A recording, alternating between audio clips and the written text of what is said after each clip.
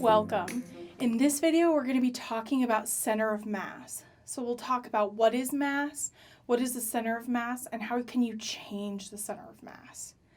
So let's answer that first question. Mass is the amount of matter or subject that makes up an object. Now, you may have heard people talk about weight and mass interchangeably. That is not correct. So mass is consistent no matter where your object or you may be. Weight is in proportion to mass and the pull of gravity.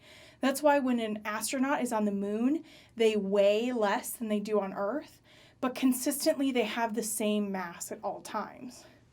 So each part on a robot has a consistent amount of mass that combines to make up the mass of the whole robot. The center of mass is the point on an object where force is applied so it moves without rotation. So let's talk about what that means. So if I use this example here, in my object, I have two wheels, a basic chassis that's using the same parts. The only difference is between the front wheels and the back wheels. So this should have a very consistent center of mass. If my center of mass is right in the middle, your center of mass is the point where force is applied so it can move without rotation. So I can provide an upward force and your chassis will move without rotating. If I had applied it to one side, my robot could rotate with that upward force. This rotation affects how your robot drives.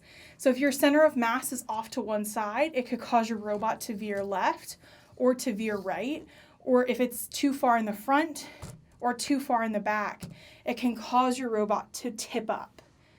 So we're going to talk about how to change the center of mass on an object with our example. So now if I add my extra mass to the back of our chassis, it could cause our robot to tip up. That could be really problematic if, like in this robot, the motors are in the front.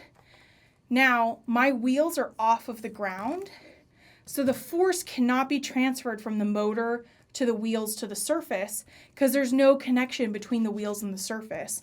Then your robot won't be able to move forward.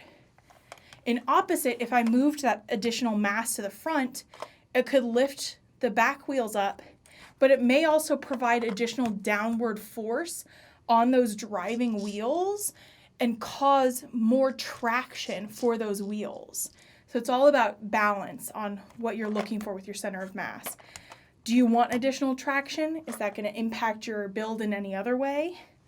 Now, it's not just about adding mass to the front or the back.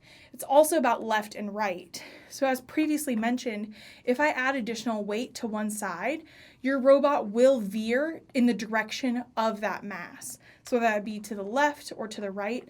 Wherever your center of mass is, your robot's going to be moving in that direction because it's moving with that rotation, that point of rotation.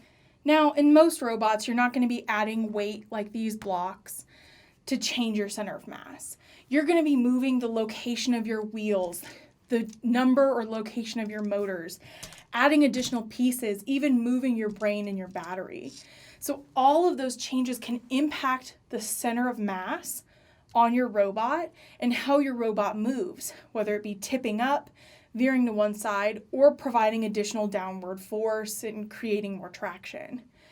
So because you're increasing the mass of the robot as you add these additional parts, it does increase the amount of downward force acting on your robot.